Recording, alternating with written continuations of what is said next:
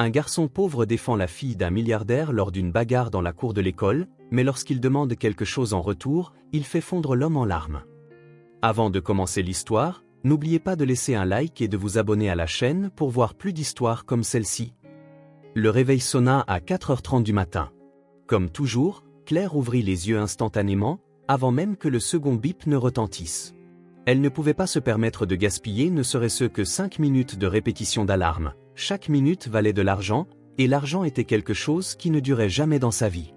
À 30 ans, Claire portait déjà dans son corps la fatigue de quelqu'un qui avait vécu beaucoup plus longtemps.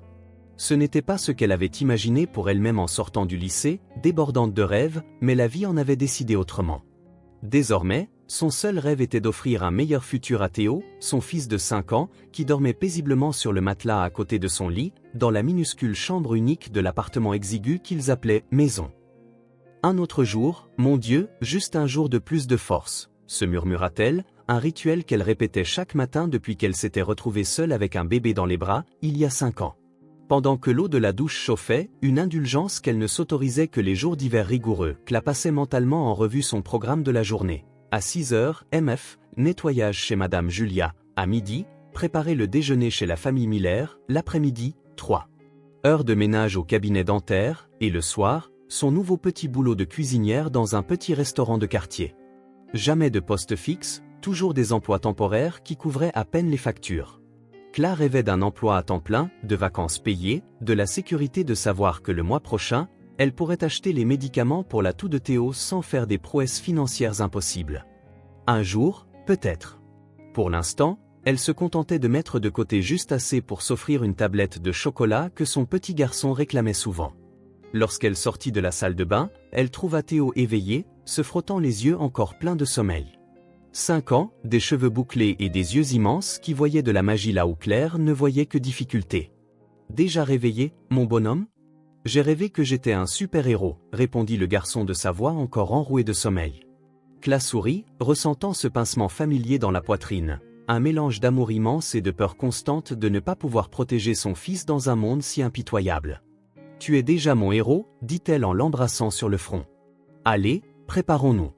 La voisine viendra te chercher dans une demi-heure pour t'emmener à l'école. » Pendant ce temps, à environ 20 km de là, dans l'un des quartiers les plus exclusifs de la ville, David Montgomery terminait son jogging matinal sur un tapis de course ultramoderne dans la salle de sport privée de sa demeure.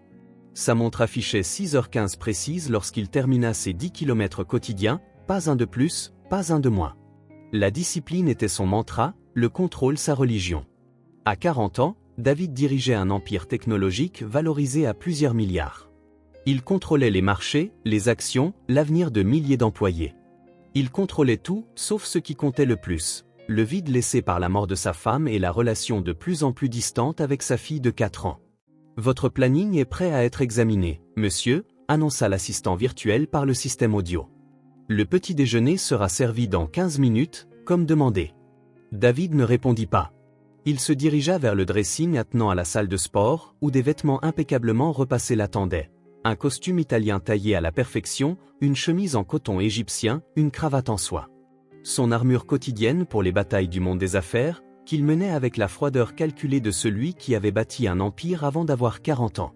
En s'habillant, il observa son reflet dans le miroir. Il était encore jeune, mais ses yeux trahissaient des nuits de mauvais sommeil, depuis qu'il avait endossé la seule responsabilité d'élever Elena. Il ne souriait plus, pas depuis la mort de Carolina, qu'il avait laissée seule avec une enfant qui, chaque jour, lui semblait plus étrangère. « Monsieur ?» appela la gouvernante après avoir frappé discrètement à la porte. « Elena demande si vous pourrez l'emmener à l'école aujourd'hui. » Un pincement de culpabilité le traversa. Il l'avait promis à sa fille la veille, en l'abordant pour la nuit. Mais la réunion avec les investisseurs chinois avait été avancée. « Dites-lui que ce ne sera pas possible aujourd'hui, répondit-il en ajustant sa cravate. Et demandez à Marcia de la conduire. Je serai de retour pour le dîner. » La gouvernante acquiesça et sortit, habituée à ces changements de plan soudains. David savait qu'il échouait en tant que père, mais il ne voyait pas comment y remédier sans compromettre l'empire qu'il avait construit, l'héritage qu'il laisserait un jour à Elena. À 7h30, Claire déposa Théo devant l'école publique du quartier. Le garçon portait un uniforme d'occasion mais qu'il gardait toujours propre et repassé. « Sois sage et écoute bien la maîtresse », conseilla TL en lissant ses cheveux indisciplinés. Je viendrai te chercher en fin d'après-midi. Promets que tu ne seras pas en retard ? Demanda le garçon, se souvenant de la dernière fois où il avait dû attendre seul jusqu'à la tombée de la nuit, quand le travail de classe était prolongé. Je te le promets, mon amour. Je ne serai pas en retard aujourd'hui. Au même moment, de l'autre côté de la ville, le chauffeur privé se gara avec le SUV blindé devant la prestigieuse école internationale où Elena était inscrite. La fillette sortit du véhicule en tenant sa boîte à goûter de princesse, ajustant le nœud de soie dans ses cheveux bruns. Ton papa m'a demandé de te dire qu'il dînera avec toi ce soir, dit le chauffeur avec un sourire de circonstance. Elena haussa simplement les épaules, habituée aux promesses rarement tenues. Elle marcha seule jusqu'à l'entrée, où l'attendait une assistante d'éducation. 2 mondes. 2 enfants. 2 parents menant leur propre bataille. Bientôt, le destin entremêlerait leur vie d'une manière que personne ne pouvait prévoir, montrant que parfois, les gouffres les plus profonds entre les gens peuvent être comblés par les liens les plus inattendus. Le soleil de midi brillait intensément dans la cour de l'école New Horizon, un établissement privé qui, bien que n'étant pas le plus exclusif de la ville, facturait une scolarité que Claire ne pourrait jamais se permettre. Théo n'y étudiait que grâce à une bourse intégrale obtenue via un programme gouvernemental local pour enfants défavorisés mais talentueux. L'intégration n'était pas simple. L'uniforme de Théo, bien qu'identique en apparence, laissait voir, dans ses coutures renforcées et ses discrètes pièces de tissu, le travail minutieux de Cla pour qu'il dure toute l'année. Les autres élèves remplaçaient le leur au premier signe d'usure. Ce jour-là, pendant la récréation, Théo mangeait son sandwich au fromage, seul, assis sur l'un des bancs colorés de la cour. Son regard attentif observait les autres enfants jouer en groupe, parler de vacances et de jouets qu'il ne connaissait que grâce à la télévision de la voisine, chez qui il restait quand sa mère devait travailler tard. C'est alors qu'il les remarqua, de l'autre côté de la cour, près du toboggan rouge. 3 élèves de CM1 entouraient une petite fille. Elle se tenait les cheveux, tandis que l'un des garçons, le plus grand, tendait la main pour essayer d'attraper le nœud de soie bleue qui ornait ses boucles brunes. « Regardez le nœud de la princesse !» se moqua le grand garçon, encourageant les 2 autres. « Je parie qu'il coûte plus cher que tout mon sac à dos. » La fillette recula jusqu'à heurter le toboggan. Théo remarqua qu'elle ne pleurait pas, mais son menton tremblait légèrement.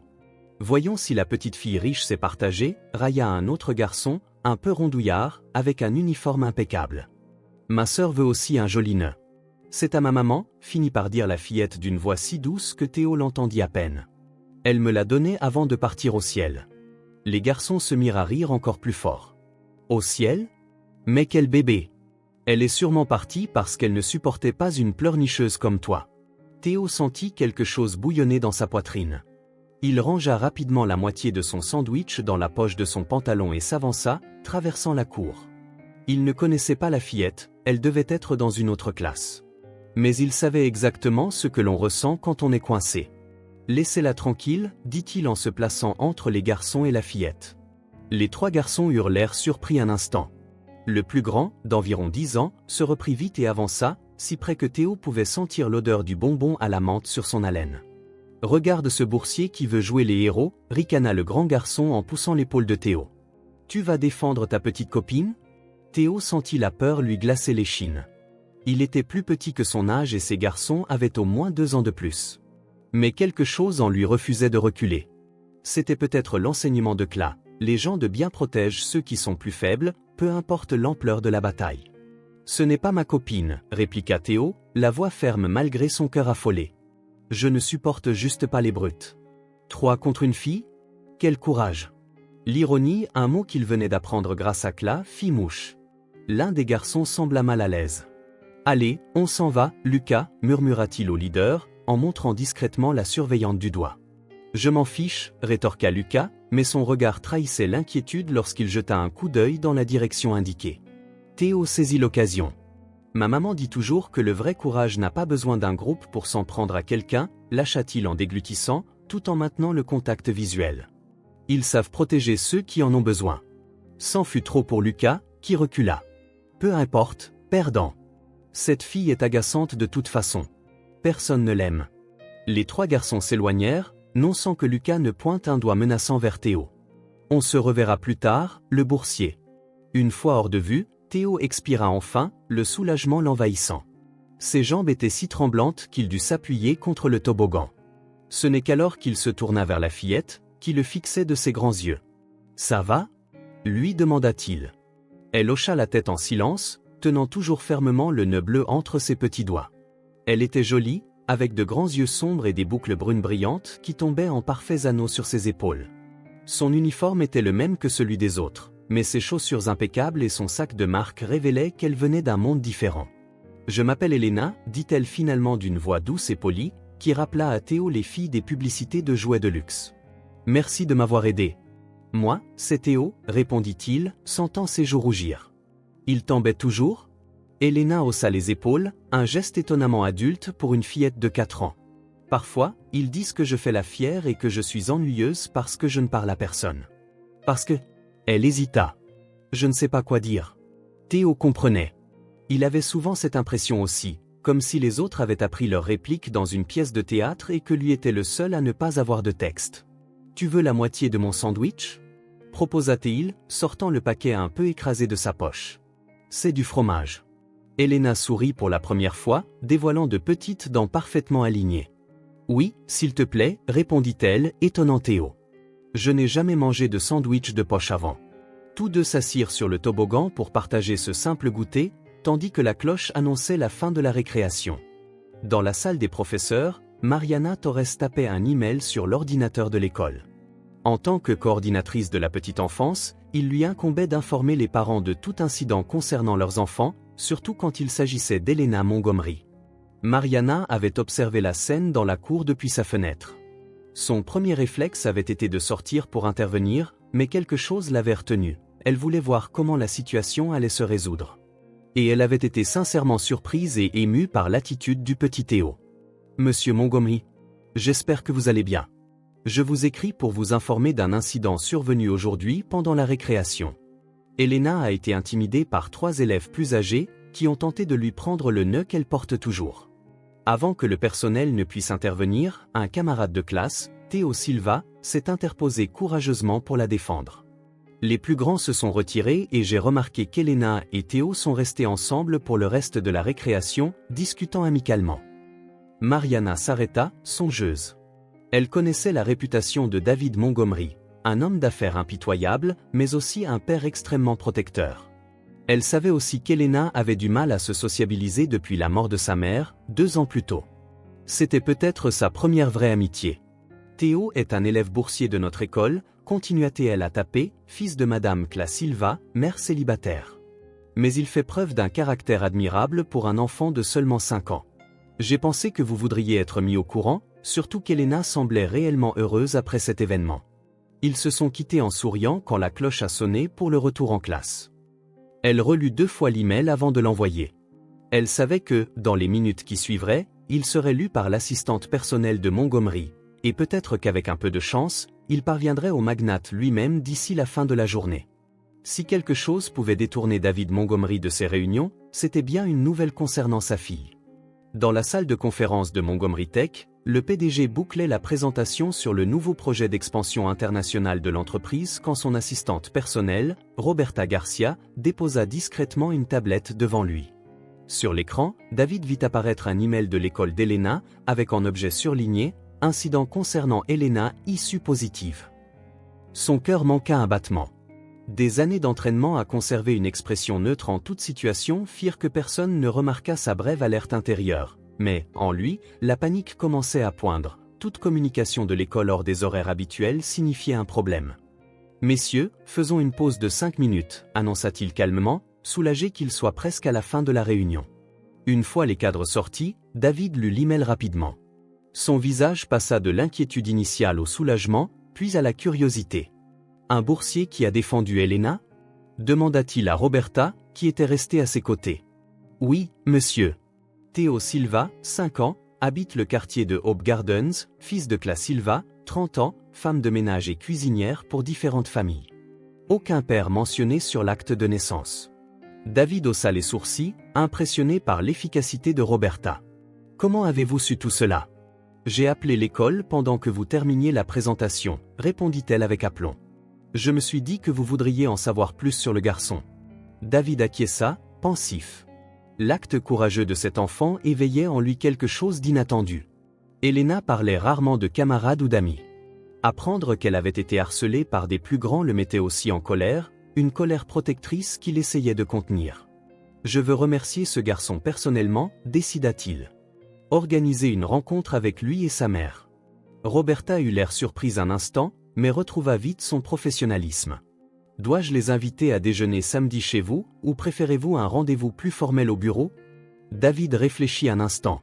Une rencontre au bureau serait trop impersonnelle, mais inviter des inconnus chez lui n'était pas son habitude non plus. « Chez moi », trancha-t-il enfin. « Mais pas pour le déjeuner, ce serait trop intimidant. Un goûter, quelque chose de simple. Elena sera là, évidemment. Je leur enverrai l'invitation aujourd'hui, monsieur. » Cla écoutait le récit de Théo tandis qu'il rentrait à pied. Le garçon racontait avec enthousiasme sa nouvelle amie, Elena, et comment il avait tenu tête à des « grands » pour la défendre. « Et puis j'ai dit que les vrais courageux n'attaquent pas en groupe, comme tu me le dis toujours, maman. » Cla sourit en passant la main dans les cheveux de son fils, son petit homme qui essayait toujours de bien faire, même si cela le mettait parfois en danger. « Je suis fière de toi, Théo, dit-elle. Mais je crains aussi qu'il te cherche pour se venger, maintenant. » « J'ai pas peur, répondit-il en gonflant la poitrine. Elena est super gentille, maman. Elle n'avait jamais mangé de sandwich de poche, t'imagines? Clary, se demandant quel genre de petite fille pouvait être Elena, si impressionnée par les choses les plus simples de la vie. Ils approchaient de chez eux lorsque le téléphone de Cla sonna. C'était étrange, peu de gens avaient son numéro, généralement seulement ceux pour qui elle travaillait temporairement. « Allô? Bonjour, pourrais-je parler à Madame Cla Silva ?»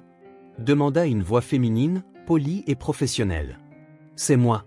Je m'appelle Roberta Garcia, assistante personnelle de M. David Montgomery. Je vous appelle de sa part pour vous inviter, vous et votre fils Théo, à prendre un café chez lui ce samedi, à 16 h. Il aimerait remercier personnellement votre fils pour avoir aidé sa fille Elena, aujourd'hui, à l'école. » Cla s'immobilisa sur le trottoir, abasourdi au point de presque laisser tomber le téléphone. Théo la regardait, intrigué. « David Montgomery ?» répéta-t-elle, incrédule. « Le propriétaire de Montgomery Tech ?» Elle connaissait le nom, bien sûr tout le monde le connaissait, c'était un habitué des journaux économiques, l'un des hommes d'affaires les plus puissants du pays. Cla n'aurait jamais imaginé que la « fille au sandwich » puisse être la sienne. « Exactement, Madame Silva. Monsieur Montgomery a appris ce qui s'est passé à l'école et souhaite rencontrer le petit garçon courageux qui a défendu sa fille. Puis-je confirmer votre présence ?» Cla hésita. Qu'est-ce qu'un milliardaire pouvait bien vouloir d'elle et de Théo? C'était étrange, intimidant. Son esprit envisagerait-il une récompense? Ou bien, était-ce un reproche, un quelconque avertissement? Pourquoi un homme riche comme lui perdrait-il son temps à rencontrer des gens comme eux? « Maman, c'est qui ?» demanda Théo en tirant sur sa manche. Cla ouvrit le téléphone et répondit. « C'est au sujet d'Elena, ton amie. Son papa veut qu'on vienne le voir. » Le visage de Théo s'illumina. « Allons-y, maman. Je veux montrer ma collection de capsules de bouteilles à Ella. » Ce fut l'enthousiasme candide de son fils qui la décida. Que avait-elle à perdre, au fond? Si Montgomery voulait vraiment les remercier, peut-être n'était-ce qu'un geste de politesse. Et s'il avait d'autres intentions, Cla n'était pas naïve, elle protégerait son fils si nécessaire. « Très bien, finit-elle par dire. Nous serons là samedi. » Elle raccrocha, encore sonnée par la situation surréaliste. Son fils de 5 ans s'était lié d'amitié avec la fille d'un milliardaire, à présent, ils étaient invités à prendre le café dans son manoir. Parfois, la vie prenait vraiment des tournants inattendus, songea Cla. Mais même dans ses rêves les plus fous, elle n'aurait jamais imaginé qu'un simple acte de courage de Théo puisse ouvrir la porte d'un univers si lointain du leur, un univers qu'elle croyait réservé aux magazines ou aux écrans de télévision. Le samedi arriva plus vite que Cla ne l'aurait voulu. Après avoir essayé, puis écarté ses 3 meilleures tenues, elle opta pour une simple robe bleu marine, celle qu'elle portait pour les entretiens d'embauche, et une paire de ballerines noires un peu usées mais encore présentables. Pour Théo, elle choisit le jean sans pièce de renfort, la chemise blanche qu'il mettait pour les cérémonies à l'école et les baskets qu'elle avait achetées le mois précédent en super promotion. « Je suis beau, maman ?» demanda Théo en essayant de dompter ses boucles devant le minuscule miroir de la salle de bain. Cla sourit, le cœur serré devant les efforts de son fils pour paraître sous son meilleur jour. Il était si enthousiaste à l'idée de revoir sa nouvelle amie qu'il avait à peine dormi la nuit précédente. « Tu es parfait, mon prince, répondit-elle, en l'aidant avec ses cheveux rebelles. Mais souviens-toi de ce qu'on a dit. On remerciera juste le papa d'Elena de nous avoir invités, tu diras que tu es content de l'avoir aidé, et puis on partira. On ne doit pas s'éterniser. Théo hocha la tête, mais ses yeux pétillants trahissaient qu'il n'écoutait qu'à moitié. Dans son esprit d'enfant de 5 ans, il allait visiter un château enchanté où vivait sa nouvelle amie. À 15h30 pile, la voiture envoyée par Montgomery se gara devant l'immeuble miteux où Cla louait son minuscule logement. Un chauffeur en uniforme sortit et ouvrit la porte arrière d'un luxueux SUV noir. « Madame Silva ?» demanda-t-il poliment. « Je suis Paul, le chauffeur de monsieur Montgomery. Je vais vous conduire chez lui. » Les voisins, en train de passer, regardèrent le véhicule et Cla et Théo comme s'ils étaient des célébrités. Cla ressentit un mélange de gêne et de malaise. Ce n'était pas son monde et elle avait l'impression de s'apprêter à entrer sur une scène sans avoir répété son texte. Pendant les 40 minutes que dura le trajet, Théo ne quitta pas la vitre des yeux, émerveillé par l'intérieur du véhicule. « Regarde, maman, il y a une télé, ici. » Puis par le changement progressif du paysage urbain, à mesure qu'il quittait le centre-ville. Les immeubles laissèrent place à des maisons de plus en plus grandes, entourées de hauts murs et d'arbres majestueux. Quand le SUV franchit enfin un large portail électronique et s'engagea dans une allée bordée de palmiers royaux, Cla dut se faire violence pour ne pas rester bouche bée. La maison, si l'on pouvait appeler ainsi une telle demeure, était imposante, un manoir de 3 étages avec une façade en pierre claire et de larges baies vitrées, entouré de jardins si parfaitement entretenus qu'on se serait cru dans un magazine de décoration. « Nous sommes arrivés », annonça le chauffeur en garant la voiture au pied d'un escalier menant à l'entrée principale. « Monsieur Montgomery vous attend dans le petit salon de thé. » Cla inspira profondément, lissa sa robe pour la 100e fois et prit Théo par la main. « Rappelle-toi, mon chéri, on reste poli, surtout. » Dans le petit salon de thé, situé dans l'aile du manoir, David Montgomery vérifia sa montre. Il était 15h58, soit exactement 2 minutes avant l'heure de l'arrivée prévue de ses invités. Elena, assise sur le canapé à côté de lui, balançait ses jambes dans le vide, affichant une agitation inhabituelle chez cette fillette d'ordinaire si réservée. « Papa, tu crois que Théo va aimer ma salle de jeu ?» demanda-t-elle pour la 3e fois en 10 minutes. David esquissa un léger sourire, encore surpris par l'enthousiasme de sa fille. Depuis la mort de sa mère, Elena montrait rarement de l'intérêt pour se faire des amis. Elle préférait la compagnie des adultes, nourrice, professeur particulier, plus rarement, son propre père quand il avait du temps à lui accorder. La voir ainsi, impatiente de partager ses jouets avec un autre enfant, lui procurait à la fois de la joie et un léger pincement de jalousie qu'il ne savourait pas. « Je suis sûr qu'il va adorer, ma chérie », répondit-il en ajustant le nœud bleu dans ses cheveux, le même qui avait causé cette rencontre inattendue. La sonnette retentit dans la maison, suivie de pas feutrés de la gouvernante allant ouvrir. Quelques instants plus tard, Margaret, la gouvernante, apparut à la porte du petit salon. « Monsieur, vos invités sont arrivés. » David se leva en tirant sur les pans de sa veste bleu marine sur sa chemise blanche. Il avait opté pour une tenue moins formelle afin de ne pas intimider ses visiteurs. « Faites-les entrer, s'il vous plaît. » Elena se leva également, lissant sa robe en satin et prenant la pose d'une petite dame, comme on le lui avait appris. Quand Claire et Théo entrèrent dans le salon, le contraste entre les deux mondes fut plus frappant encore que David ne l'avait imaginé. La jeune femme était probablement du même âge que son assistante Roberta, autour de 30 ans. Mais tandis que Roberta affichait la confiance raffinée de quelqu'un habitué au milieu d'affaires, Cla Silva semblait prête à s'excuser d'exister. Pourtant, il émanait d'elle une certaine dignité dans son regard direct et la fermeté de ses épaules, une force intérieure à laquelle David ne s'attendait pas. Le garçon, Théo, était encore plus petit qu'Elena, ce qui rendait son acte de bravoure plus impressionnant. Ses cheveux bouclés sombres et ses yeux vifs parcouraient les lieux avec un émerveillement à peine dissimulé. Son visage s'éclaira d'un large sourire en voyant Elena. « Bienvenue chez moi », dit David en s'avançant pour les accueillir, tendant la main à Cla. « Je suis David Montgomery. Ravi de vous rencontrer. » Cla serra sa main d'une poignée ferme, malgré un léger tremblement. « Cla Silva. Merci de nous avoir invités, monsieur Montgomery. S'il vous plaît, appelez-moi David, répondit-il. Puis il s'accroupit à la hauteur de Théo et lui tendit la main comme s'il s'adressait à un adulte, prêt à conclure une affaire. « Et toi, tu dois être Théo, le héros de ma fille. » Le garçon regarda la main tendue, puis sa mère, qui hocha légèrement la tête, et enfin serra la main de David avec un sérieux comique. « Elena !» s'écria Théo en agitant sa main libre. La tension formelle se dissipa au moment où Elena, oubliant les leçons de bienséance, courut vers Théo et le serra dans ses bras comme s'ils étaient amis de longue date. Le visage de Théo montra une brève surprise avant de s'illuminer d'un grand sourire. « J'ai apporté quelque chose pour toi, » dit Théo en fouillant dans la poche de son pantalon et en sortant un petit objet brillant. « C'est ma plus belle capsule de bouteille. Elle est bleue, comme ton nez. » Elena prit la capsule de soda comme si c'était un bijou précieux, les yeux brillants. « Merci. Je vais la garder pour toujours, » répondit-elle. Cla adressa à David un regard légèrement embarrassé, manifestement inquiète que ce cadeau si modeste puisse paraître déplacé. Mais, à sa grande surprise, le milliardaire souriait, visiblement touché par la spontanéité des enfants. « Asseyez-vous, je vous en prie, » invita David en montrant les canapés disposés autour d'une table basse élégante, chargée de thé, de jus, de café et d'un impressionnant assortiment de douceurs sucrées et salées. « Mettez-vous à l'aise. » Cla s'installa sur le bord du canapé, le dos raide comme si elle était à un entretien d'embauche, tandis que Théo s'asseyait sans cérémonie à côté d'Elena. La petite fille commença aussitôt à lui montrer un livre illustré qu'elle avait choisi spécialement. « Voulez-vous du thé ou un café ?» proposa David. Cla accepta une tasse de café, tout en surveillant Théo du coin de l'œil, fière et inquiète de le voir pointer un petit gâteau au chocolat. « Théo, souviens-toi de demander avant. » « Il peut prendre tout ce qu'il veut, » la rassura David en versant le café. Elena veut lui montrer sa collection de livres ensuite.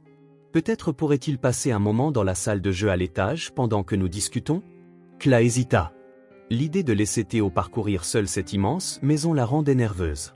Mais elle ne pouvait ignorer le regard suppliant de son fils. « Si ça ne vous dérange pas. »« Pas du tout. » Margaret veillera sur eux, assura David, appelant la gouvernante pour accompagner les enfants à l'étage.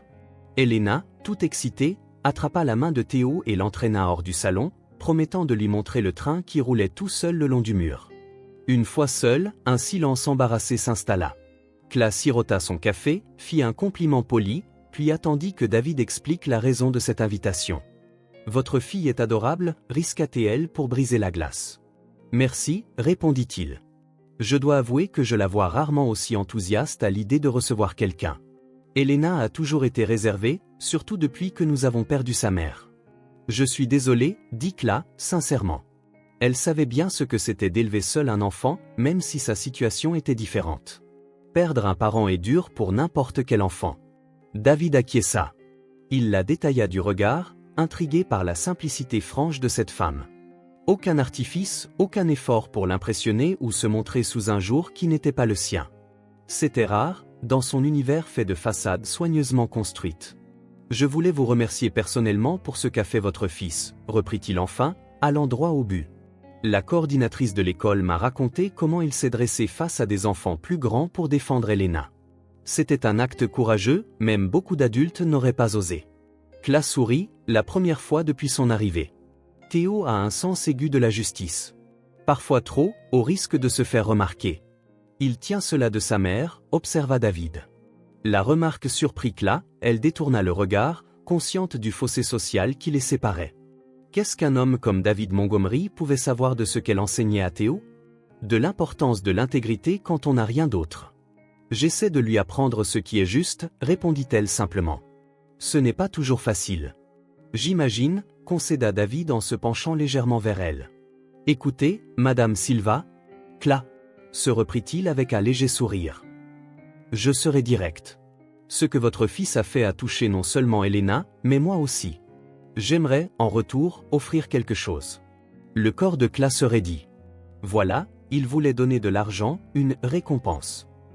Cette idée la gênait, elle ne voulait pas que Théo apprenne que les bonnes actions se monnaient. Ce n'est pas nécessaire, monsieur Montgomery. Théo n'a fait que ce qui était bien.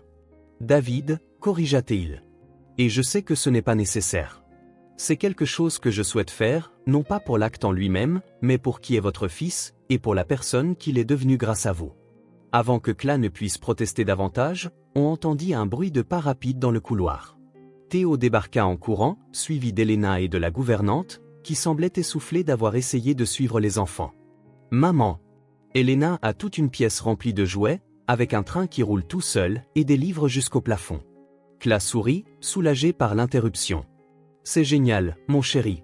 Tu as pensé à dire merci ? » « Ouais, » répondit Théo, les yeux pétillants d'excitation. « Et elle a un jardin gigantesque avec une balançoire. » David observa la scène, une idée germait déjà dans son esprit. Peut-être existait-il une manière de remercier ce garçon qui bénéficierait à tout le monde. Théo, l'interpella-t-il, se relevant pour s'accroupir de nouveau face à lui.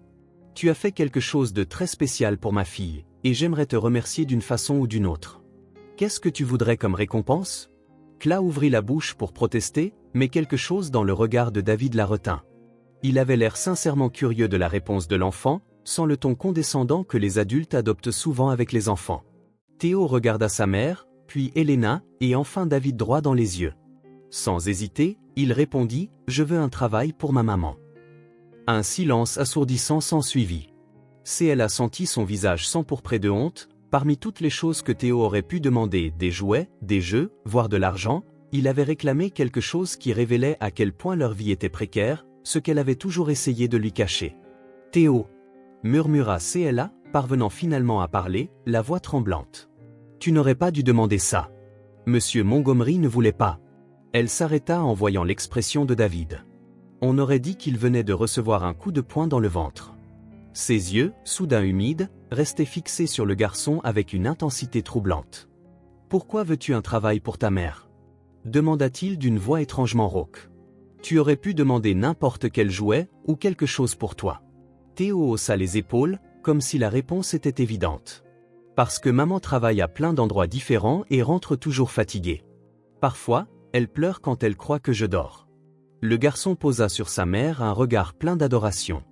Si elle avait un bon travail, elle pourrait passer plus de temps avec moi et elle ne pleurerait plus. Une larme coula sur la joue de David avant qu'il ne puisse la retenir. Il l'essuya rapidement, mais pas assez vite pour que CLA ne le remarque. Sa réaction la bouleversa. Qu'y avait-il dans les mots simples d'un enfant qui pouvait émouvoir à ce point un homme comme David Montgomery? Je pense qu'on devrait y aller, dit abruptement CLA en se levant. Toute cette situation me met mal à l'aise. Merci de nous avoir reçus, monsieur Montgomery. Nous avons déjà assez abusé de votre hospitalité. David se leva également, retrouvant son calme avec un effort visible. S'il vous plaît, ne partez pas encore. J'aimerais vraiment considérer la demande de Théo. Ce n'est pas nécessaire, insista CLA, rougissant encore davantage. Il n'aurait pas dû demander ça. Nous ne sommes pas venus pour... Je le sais, l'interrompit fermement David. Et c'est précisément pour ça que je veux aider. Ce n'est pas de la charité, c'est une opportunité pour nous tous. Quelque chose dans sa façon de dire, pour nous tous, la fit hésiter. Cela ne sonnait pas comme le discours habituel d'un homme riche cherchant à faire sa bonne action du jour. Restez un peu plus longtemps, je vous en prie, supplia Elena en attrapant la main de Théo. Je ne lui ai même pas montré mes livres de dinosaures. Comment résister au regard implorant des deux enfants? CLA accepta à contre-cœur de rester seulement 1 heure de plus. David demanda alors à Margaret d'emmener les enfants dans la salle de jeu, promettant à Théo qu'il prendrait au sérieux sa requête. Une fois seul, il s'excusa de son émoi. « Je suis désolé pour tout à l'heure », dit-il en se versant plus de café pour gagner du temps et rassembler ses idées. « Les mots de votre fils ont fait écho à quelque chose qui me trotte en tête depuis un moment. »« Ce n'est pas la peine d'expliquer », répliqua CLA, toujours embarrassé. « Et ne tenez pas compte de la demande de Théo. C'est juste un enfant, il ne comprend pas comment marche le monde. » David la considéra longuement. Peut-être qu'il le comprend mieux que nous. Cette nuit-là, après que CLA et Théo furent raccompagnés chez eux dans la même voiture de luxe, David Montgomery resta éveillé dans son bureau, un verre de whisky intact posé sur le bureau, contemplant le vaste jardin baigné de lumière. Il était pensif. La simplicité de la requête de Théo l'avait bouleversé plus qu'il ne voulait l'admettre. « Je veux un travail pour ma maman. » Pas un jouet, pas de l'argent, rien pour lui-même. Il voulait seulement voir sa mère plus heureuse, moins épuisée. Cette intention pure était quelque chose que David n'avait pas rencontré depuis des années dans le monde des affaires, où toute générosité apparente est enveloppée de motivations cachées. Combien de personnes, dans sa vie, l'abordaient sans rien vouloir en retour? Combien de relations authentiques avait-il nouées depuis qu'il était devenu milliardaire? La vérité inconfortable était que même ses relations les plus proches avaient un aspect transactionnel. Ses pensées l'entraînèrent au moment où il avait rencontré Carolina, sa défunte épouse. Elle était différente, authentique, directe, peu intéressée par sa fortune. Mais après sa mort, David s'était enfermé dans un cocon de travail et de responsabilité, repoussant tout le monde, y compris Elena. « Est-ce que je fais bien les choses ?» murmura-t-il en pensant à sa fille. Elena souriait rarement comme elle l'avait fait en jouant avec Théo, elle montrait rarement un tel enthousiasme, une telle vitalité. Il saisit son téléphone et appela Roberta, bien qu'il fût presque minuit. Son assistante décrocha à la première sonnerie. « J'ai besoin que tu enquêtes sur CLA Silva. Tout, ses antécédents professionnels, sa situation financière, sa formation. Je veux savoir qui elle est vraiment. » « Bien sûr, monsieur. »« Pour quand ?»« Demain matin. » Après avoir raccroché, David reprit sa veille nocturne, se rappelant l'expression fière dans les yeux de CLA quand elle parlait de son fils, la dignité avec laquelle elle affrontait ses difficultés, l'embarras sincère lorsque Théo lui avait demandé un emploi. Elle ne trichait pas, ne manipulait pas, c'était simplement une mère protégeant son fils et son honneur. Dans un monde où tout se monnait, cela n'avait pas de prix. Le rapport de Roberta arriva à 8h pile le lendemain, un dimanche. David le lut pendant son petit déjeuner, tandis qu'Elena dormait encore. CLA Silva, 30 ans, née dans une petite ville. Elle avait abandonné ses études supérieures en 3e année pour s'occuper de sa mère malade. Après le décès de celle-ci, elle travailla 2 ans comme assistante administrative jusqu'à la faillite de l'entreprise pendant une crise économique. Depuis, elle vivait de petits boulots. Théo était né 5 ans plus tôt. Le rapport ne mentionnait aucun père, confirmant que CLA l'avait élevé seule. Ce qui impressionna le plus David, ce furent les détails. CLA avait d'excellentes références de tous ses employeurs temporaires. Des mots comme organisé, efficace, discrète, fiable revenaient souvent. Elle suivait aussi des cours en ligne de comptabilité tard le soir, utilisant le Wi-Fi gratuit d'un café près de chez elle, faute de pouvoir s'offrir une connexion Internet. Une battante, songea David. Sa décision était déjà prise lorsqu'il prit son téléphone pour appeler CLA. Elle répondit d'une voix endormie. C'était dimanche, probablement son seul jour de repos. « Désolé de vous réveiller, commença David, mais j'ai quelque chose d'important à vous dire. J'aimerais vous faire une proposition. »« Quelle proposition ?» demanda CLA, soudain sur ses gardes. « Un poste dans mon entreprise en tant que ma secrétaire personnelle. » Le silence qui s'ensuivit fut si long que David crut la ligne coupée. « Pourquoi ?» demanda enfin CLA d'une voix méfiante. « Parce que mon assistante actuelle va être promue, et j'ai besoin de quelqu'un en qui j'ai confiance, quelqu'un d'organisé, d'efficace, et surtout d'authentique. Votre fils m'a montré que vous êtes cette personne. » Montgomery. David, la corrigea-t-il doucement. Je n'ai pas d'expérience pour ce genre de poste. Je n'ai pas terminé mes études supérieures, je ne connais rien à votre monde du travail. Mais vous pouvez apprendre, répondit-il simplement. Les compétences, ça s'enseigne, CLA. Le caractère, non. Nouveau silence, plus court cette fois. Que arrivera-t-il à Théo pendant que je travaille ? La question ne surprit pas David, c'était exactement ce qu'il attendait d'une mère dévouée. Elena est scolarisée à temps plein dans un établissement où Théo pourra aussi aller, tous frais payés, dans le cadre de vos avantages. Les jours où vous devriez rester plus tard, nous avons une salle de détente au bureau où les enfants peuvent patienter. Il entendit la respiration hésitante de CLA, l'imaginant en train de chercher des pièges ou des intentions cachées. Il n'y en avait pas, ou pas de la sorte qu'elle pouvait craindre. « Est-ce que je peux y réfléchir ?» demanda-t-elle enfin. « Bien sûr, acquiesça David.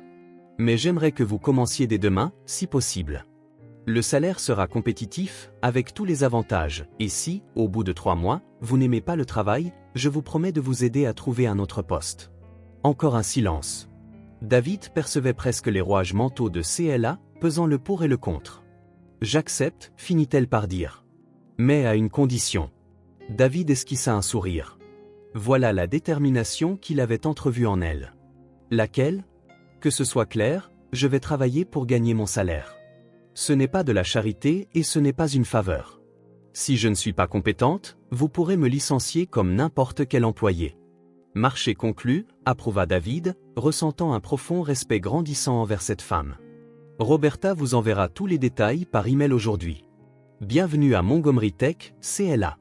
Lorsque CLA raccrocha, elle vit Théo dans l'encadrement de la porte de leur minuscule chambre. Il portait encore son pyjama, les cheveux bouclés encore plus en bataille que d'habitude. C'était qui, maman ? CLA s'assit sur le lit, encore sous le choc de ce qui venait de se passer. Comment expliquer à un enfant de 5 ans que sa demande impulsive avait apparemment changé leur vie ? C'était le père d'Elena, répondit-elle en l'attirant à ses côtés. Il m'a offert un vrai travail, Théo. Un poste stable, avec un salaire et tout ce qui va avec. Les yeux du garçon s'agrandirent d'excitation. Comme je l'ai demandé. Ça a marché. CLA ne put s'empêcher de rire devant la simplicité de la vision d'un enfant, comme si demander un emploi à un milliardaire était aussi naturel que de demander une glace. On dirait bien, mon chéri. Ça a marché. Et tu n'auras plus besoin de travailler à plusieurs endroits? Tu pourras me chercher à l'école tous les jours? L'innocence inquiète qu'elle percevait dans la voix de Théo lui serra le cœur. Depuis combien de temps son fils s'inquiétait-il, espérant qu'elle ne doive plus tant se démener? Je pourrais faire bien plus que ça, mon amour, dit-elle en le serrant fort. Et tu verras Elena tous les jours aussi. Théo sauta du lit en bondissant de joie. Je vais le lui dire. Elle sera trop contente. Tandis que son fils courait jusqu'à la salle de bain en babillant sur tout ce qu'il ferait désormais avec Elena, CLA resta assise, un mélange de gratitude et d'appréhension l'envahissant. Elle s'apprêtait à entrer dans un monde totalement différent, pour lequel elle n'était pas préparée. Tant de choses pouvaient mal tourner, mais il y avait aussi une chance, peut-être la seule, de donner enfin à Théo la stabilité qu'il méritait. Je peux le faire, se promit-elle en se levant, le regard décidé. Je vais prouver ma valeur. De l'autre côté de la ville, dans la même maison qu'ils avaient visitée la veille, Elena sauta de joie en apprenant que Théo serait dans son école et que sa mère travaillerait avec son père. David observa l'enthousiasme de sa fille avec une étrange chaleur au creux de la poitrine, avec le sentiment d'avoir pris une décision qui modifierait bien plus que la seule structure de son entreprise. Et pour la première fois depuis des années, cette perspective ne l'inquiétait pas. Au contraire, il se sentit étonnamment serein. Le premier jour de son nouveau travail, CLA se réveilla avant que le réveil ne sonne. Elle passa presque 1 heure à choisir quoi porter parmi ses rares tenues, optant finalement pour la même robe bleu marine qu'elle avait mise pour visiter la maison de David. Ce n'était pas l'idéal pour un environnement d'entreprise, mais c'était son meilleur choix. « Maman, tu es nerveuse ?» demanda Théo pendant le petit déjeuner rapide. CLA sourit, tâchant de dissimuler l'anxiété qui lui tordait l'estomac. « Juste un peu, mon chéri. C'est normal d'avoir le trac quand on commence quelque chose de nouveau. Elena m'a dit que l'immeuble de son papa est le plus haut de la ville et qu'on peut tout voir d'en haut. Eh bien, on va vite découvrir si c'est vrai. » Le chauffeur envoyé par David arriva pile à 7 heures. Sur la banquette arrière, CLA relisait mentalement les consignes que Roberta lui avait envoyées la veille, son emploi du temps, l'emplacement de son bureau, ses premières tâches. À côté d'elle, Théo s'agitait, ravi de reprendre place dans la voiture qui allait également chercher Elena. En s'arrêtant devant l'imposant siège de Montgomery Tech, un immeuble de 32 étages en verre et acier reflétant le soleil du matin, CLA sentit la réalité la rattraper. Ce n'était pas son univers. Que faisait-elle là? Bonne chance, maman, dit Théo en l'embrassant avant de partir avec le chauffeur rejoindre Elena à l'école. CLA prit une grande inspiration et entra dans le hall. Un agent de sécurité à la réception lui demanda une pièce d'identité, tapa quelque chose sur l'ordinateur et lui tendit un badge temporaire. 18 étages, Mademoiselle Silva. Mademoiselle Garcia vous attend. L'ascenseur panoramique s'éleva rapidement, lui nouant un peu l'estomac. À l'ouverture des portes, elle se retrouva dans un espace vaste et élégant, avec des murs en verre, un mobilier minimaliste et des gens qui allaient et venaient d'un pas assuré. Roberta Garcia l'accueillit d'un sourire professionnel. « Bienvenue, c'est là. On commence la visite ?» Les 2 heures suivantes furent un tourbillon d'informations, emplacement des salles de réunion, fonctionnement du système de communication interne, protocole de sécurité, présentation à des dizaines de personnes dont CLA peinait à retenir les noms. « Voici votre poste de travail, » dit Roberta en lui montrant un bureau ultramoderne, placé stratégiquement entre le bureau de David et le couloir principal. Vous aurez la main sur l'accès au président, la gestion de son emploi du temps et le filtrage de ses communications. En gros, vous êtes le rempart entre David et le reste du monde. CLA hocha la tête, observant l'ordinateur dernier cri, le téléphone à plusieurs lignes et la tablette professionnelle, impeccablement disposée. Je crains de ne pas être très à l'aise avec ce genre d'équipement, avoua-t-elle, décidée à être honnête dès le départ. Ne vous inquiétez pas, la rassura Roberta. Nous avons un mois de transition. Je resterai la secrétaire exécutive de David pendant que je vous formerai à mes fonctions. Après ça, je prendrai mon nouveau rôle de directrice des opérations. À ce moment-là, la porte du bureau de David s'ouvrit et il en sortit, arborant un sourire chaleureux. C'est là, je suis content que vous soyez là. Comment s'est passée la première matinée de Théo à l'école? Il était très excité, monsieur. David, se corrigea-t-elle, se rappelant sa demande d'utiliser son prénom. Excellent. Elena n'a pas arrêté de parler de lui depuis hier. Il jeta un coup d'œil à sa montre. Nous avons une réunion dans 5 minutes. Roberta, CLA peut se joindre à nous pour qu'elle s'imprègne de la dynamique? La réunion eut lieu avec l'équipe de marketing et CLA s'assit en retrait, étudiant avec attention la manière dont Roberta prenait des notes, anticipait les besoins de David et gérait le flux d'informations. C'était bien plus que répondre au téléphone, c'était pratiquement être l'extension du président lui-même. Durant cette réunion, CLA remarqua les premiers regards curieux, pas de la part de David ou de Roberta, mais de certains cadres qui la dévisageaient, tantôt avec de la curiosité à peine masquée, tantôt avec un scepticisme assumé. Une femme en particulier, présentée comme la directrice marketing, Camila Vasquez, lui adressait un sourire condescendant lorsqu'elle prononçait des termes comme « public cible » ou « image de marque », comme si elle doutait que CLA comprenne. CLA conserva un visage impassible, mais elle sentit l'insécurité lui serrer le ventre. Elle était clairement hors de son élément dans ce milieu de pouvoir et de sophistication. De retour dans la zone de réception devant le bureau de David, Roberta se mit à expliquer le système d'agenda. CLA essayait de retenir chaque détail, mais son esprit revenait sans cesse à la réunion et à ses regards. « Tout va bien ?» demanda Roberta en remarquant sa distraction. « Oui, désolé. C'est juste beaucoup d'informations à digérer d'un coup. » Roberta l'observa un instant, puis ferma la porte et s'adressa à elle à voix basse. « Écoutez, CLA, je serai direct. Certains, ici, n'approuvent pas vraiment votre embauche. » Le visage de CLA s'échauffa. « Je m'en doute. Ce n'est pas personnel. C'est juste que David n'avait jamais engagé quelqu'un sans expérience dans le milieu des affaires pour un poste aussi proche de lui. Certains trouvent sa décision impulsive. Il l'a prise à cause de mon fils, répliqua CLA en ravala NT sa fierté. Je sais que je n'ai pas les qualifications habituelles, mais je promets de faire de mon mieux pour apprendre vite. Je ne remets pas vos capacités en doute, dit Roberta. Je veux juste que vous soyez préparés. Tout le monde ne sera pas amical ou patient. Certains essaieront peut-être de vous déstabiliser. CLA hocha la tête, reconnaissante que Roberta l'avertisse franchement. Pourquoi me le dites-vous? Roberta haussa les épaules. Parce que j'ai été à votre place. Pas exactement, mais je sais ce que ça fait d'être sous-estimé. Et parce que David a vu quelque chose en vous. Je fais confiance à son jugement. Le déjeuner fut un autre moment délicat. CLA avait prévu de manger seul, songeant même à apporter un sandwich fait maison le lendemain pour économiser. Mais Roberta insista pour lui montrer le restaurant exécutif du 25 étages. C'est inclus dans vos avantages, expliqua Roberta. Aucun frais supplémentaires. Le restaurant ressemblait à une page de magazine de luxe, avec une vue panoramique sur la ville et un menu sophistiqué. CLA choisit le plat le plus simple, consciente des regards des tables voisines. Ne les laissez pas vous intimider, conseilla Roberta en voyant son malaise. Ils mettent à l'épreuve tous les nouveaux, quel que soit leur profil. Mais surtout quelqu'un comme moi, pensa CLA tout bas. Roberta ne le nia pas, se contentant d'un léger sourire. Servez-vous, dit-elle, laissez-les vous sous-estimer, la surprise n'en sera que plus forte quand ils verront qu'ils se trompent. À la table voisine, CLA entendit clairement Camila Vasquez chuchoter à une collègue. La nouvelle secrétaire a déjà du mal avec le logiciel d'agenda. On dit que David l'a embauchée pour faire plaisir à la petite amie de sa fille. CLA feignit de ne pas entendre, mais ces mots la piquèrent plus qu'elle ne l'aurait voulu. L'après-midi fut tout aussi intense. À un moment, alors que Roberta devait sortir pour un rendez-vous, David appela CLA directement dans son bureau. « Alors, comment se passe votre premier jour ?» CLA hésita, ne sachant pas combien de ses inquiétudes dévoiler. « J'apprends beaucoup, monsieur David. Des difficultés particulières ? Le système d'agenda est plus complexe que ce que j'imaginais, admit CLA, préférant la franchise. Mais je prends des notes et je m'exerce dès que j'ai un moment. » David l'observa attentivement, et CLA eut la sensation inconfortable qu'il percevait bien plus qu'elle ne montrait. Ce n'est pas uniquement le système, pas vrai? Les gens ne vous facilitent pas la tâche. CLA détourna le regard.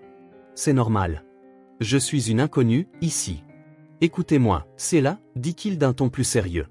Si quelqu'un vous met délibérément des bâtons dans les roues ou vous manque de respect, je veux le savoir. Je ne le tolère pas dans mon entreprise. Ce n'est rien de concret, répondit CLA rapidement. Juste des regards, des murmures. Je peux gérer. David soupira en s'adossant à son fauteuil. Quand j'ai commencé dans ce milieu, j'ai eu droit au même regard. Trop jeune, trop inexpérimenté, trop ambitieux. Les gens adorent coller des étiquettes et fixer des limites aux autres. Il marqua une pause. Vous savez comment j'ai surpassé tout ça? CLA secoua la tête.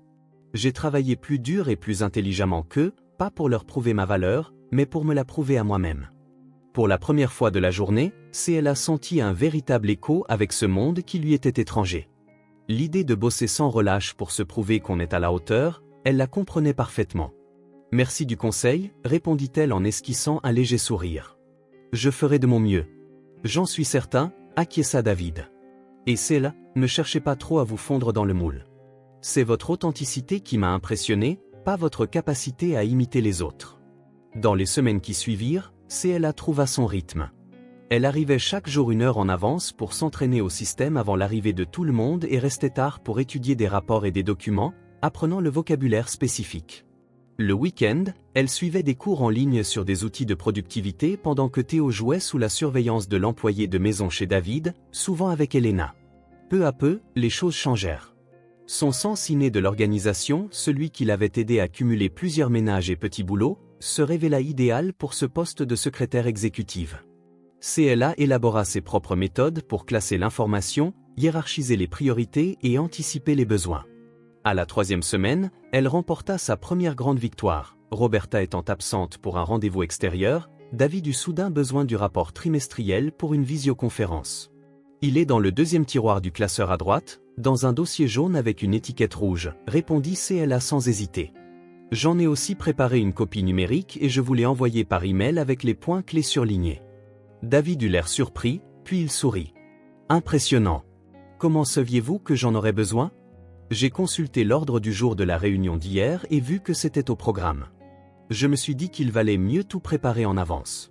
C'était un geste simple, mais l'approbation sincère dans le regard de David procura à CLA, pour la première fois, le sentiment qu'elle avait peut-être sa place ici. 1 mois plus tard, ce fut une autre journée bien remplie. Dans l'après-midi, Camila Vasquez débarqua à l'improviste, exigeant de voir David. Il est en réunion à huis clos, annonça calmement CLA. Je peux vous programmer demain à 11 h. C'est urgent, protesta Camila avec sa morgue habituelle. La campagne de lancement doit être validée aujourd'hui. Je comprends, confirma CLA. C'est pour ça que j'ai réservé un créneau de 30 minutes, à 17h30, spécifiquement pour ce sujet. Les documents de l'agence sont arrivés hier soir et sont déjà sur son bureau pour un premier examen. Camila cligna des yeux, déstabilisée. Comment, vous? C'est mon travail de prévoir les besoins, répondit CLA simplement. J'ai aussi préparé un résumé comparant les 3 propositions d'agence, avec les budgets et l'estimation de l'impact, pour gagner du temps dans la décision. La directrice marketing resta un instant muette. Finalement, elle hocha la tête, raide. Très bien, je repasserai à 17h30. Alors que Camila s'éloignait, CLA remarqua que David observait la scène par la porte légèrement entr'ouverte. Dans son regard brillait une fierté qui envoya une vague de satisfaction à travers tout le corps de CLA. Plus tard dans la journée, au restaurant d'entreprise, CLA entendit l'une des assistantes dire à une autre. « Tu as vu comment elle a réorganisé tout le système de classement en un mois? Roberta avait mis presque 1 an à faire quelque chose d'approchant. Et elle a même casé la réunion avec les clients japonais que personne n'arrivait à insérer dans l'agenda. » CLA fit semblant de ne pas entendre, mais cette fois, ses murmures la firent sourire discrètement au lieu de laminer. Petit à petit, elle gagnait sa place. « Comment s'en sort CLA ?» demanda David à Roberta pendant une réunion hebdomadaire, 2 mois après son embauche. « Étonnamment bien, reconnut Roberta. Elle a un vrai talent naturel pour l'organisation, qui compense son manque d'expérience dans le monde des affaires. Et c'est une excellente élève. J'ai remarqué que Camila ne la traite plus comme une intruse. Maintenant, ajouta Roberta en riant. Depuis que CLA a réorganisé tout le calendrier de validation de campagne et fait gagner 2 semaines au processus, difficile de la remettre en question. David sourit, ressentant une satisfaction qui dépassait le cadre professionnel. Voir CLA gagner progressivement le respect de l'équipe, surmonter leurs doutes initiaux, lui procurait une fierté qu'il n'avait pas éprouvée depuis longtemps. Elle rencontre encore des difficultés? Demanda-t-il. Un peu, concéda Roberta. Les termes techniques du milieu ne lui viennent pas naturellement, et parfois elle a besoin qu'on lui réexplique certains concepts. Mais ce qui m'impressionne le plus, c'est son honnêteté. Quand elle ne sait pas, elle demande. Elle ne fait pas semblant. Beaucoup auraient temporisé ou fait semblant de comprendre, mais pas elle. David acquiesça, pensif. C'était précisément cette simplicité franche qui l'avait séduit dès le début. Dans un monde d'entreprises rempli de gens jouant un rôle, l'authenticité de CLA était comme une bouffée d'air frais. Je pense qu'on a fait le bon choix, conclut-il. Ce qu'il ne dit pas, et n'était peut-être pas prêt à s'avouer, c'était la façon dont sa propre routine avait subtilement changé depuis l'arrivée de CLA. Pour la première fois depuis des années, David prêtait plus d'attention à ce qui l'entourait, aux détails qu'il négligeait. Il voyait comment CLA traitait chacun avec le même respect, quel que soit son grade. Il remarquait la joie sincère sur son visage quand elle appelait Théo à la fin de la journée, la détermination discrète avec laquelle elle apprenait chaque nouveau processus. C'étaient de petites leçons qui le poussaient à remettre en question ses priorités. Ce soir-là, en rentrant, David trouva Elena et Théo dans le jardin, en train de construire ce qui ressemblait à une cabane faite de coussins et de draps. « Papa, viens voir notre cabane », lança Elena, plus enthousiaste que David ne l'avait vu depuis longtemps. D'ordinaire, il se serait excusé, « J'ai du travail, des emails, des appels. » Mais, pour une raison qui ne s'expliquait pas, il marqua un temps d'arrêt et les observa. Il se rappela alors la remarque anodine de CL. Théo dit que le meilleur moment de la journée, c'est quand on construit quelque chose ensemble, même si ce n'est que pour 10 minutes. « Je me change et j'arrive », répondit-il finalement, surprenant sa fille. « Gardez-moi une place dans la cabane. » En montant l'escalier, il pensa à CLA et à la transformation subtile qu'elle avait apportée, non seulement à l'entreprise, mais aussi à sa vie personnelle. En offrant son aide à quelqu'un sans chercher de bénéfices financiers, David avait, sans s'en rendre compte, reçu en retour quelque chose de bien plus précieux. Les mois passèrent, et l'automne laissa place à l'hiver. Ce qui n'était au départ qu'un geste impulsif de David Montgomery, embauché CLA par gratitude pour Théo, se révéla être un partenariat professionnel étonnamment productif. CLA n'était pas seulement une secrétaire efficace, elle apportait une vision différente, plus humaine, aux problèmes de l'entreprise. Mais les changements les plus profonds se produisaient en dehors de l'environnement professionnel. Le samedi, Théo rendait souvent visite à Elena dans le manoir de David. Au début, CLA trouvait toujours une excuse pour ne pas y aller, du travail en retard, un cours en ligne ou des tâches ménagères. En réalité, elle se sentait mal à l'aise dans ce lieu somptueux, comme une intruse dans un univers qui n'était pas le sien. Jusqu'à ce qu'un samedi après-midi pluvieux, le chauffeur arrive pour prendre Théo. Sauf que cette fois, Elena était dans la voiture. « Maman, Elena est venue aussi !» s'exclama Théo, surpris et ravi. La fillette sortit du véhicule, tenant un parapluie trop grand pour elle. Le chauffeur expliqua que David avait demandé à ramener les deux enfants en même temps parce qu'il souhaitait parler à CLA en personne. « Il a dit que c'était important, madame », ajouta le chauffeur, voyant la réticence de CLA. Sans autre choix, CLA se changea rapidement, heureusement. Après quelques mois de salaire stable, elle avait pu acheter quelques vêtements plus adaptés et accompagna les enfants jusqu'au manoir. À leur arrivée, David les accueillit dans le salon. Il paraissait étrangement nerveux, se frottant presque imperceptiblement les mains. « Merci d'être venu, c'est là, » dit-il. « Les enfants, Margaret vous a préparé un goûter dans la salle de jeu. Allez-y pendant que je parle avec ta maman, Théo. » Les enfants ne se firent pas prier et filèrent vers l'aile du manoir. Il s'est passé quelque chose au travail ? S'inquiéta CLA. Non, rien de tout ça, répondit David en l'invitant à s'asseoir. En fait, je voulais te parler des enfants. CLA hocha la tête, s'asseyant au bord du canapé. Même après des mois, elle conservait une certaine réserve dans cette maison. Théo et Elena sont devenus inséparables, poursuivit David. Je n'ai jamais vu ma fille si joyeuse et si ouverte. Avant que Théo n'arrive, elle souriait à peine. CLA se détendit un peu, esquissant un sourire. Pour Théo, c'est pareil.